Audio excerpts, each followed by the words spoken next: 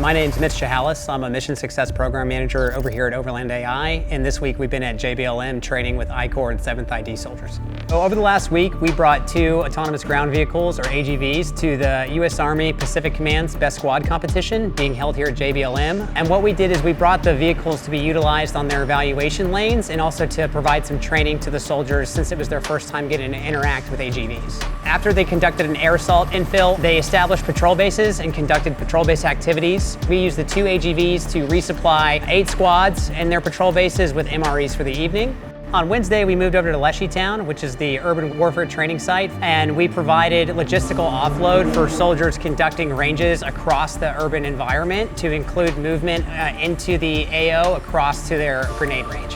We had the privilege of training combat engineers, infantry, medics, signal folks, as well as some visitors from 2nd Ranger Battalion came over to review our AGVs, discuss their capabilities, utilization, and there was a serious demand signal for all these units wanting to integrate these AGVs into their training cycles and use them for operational purposes within their responsibilities handed to their unit.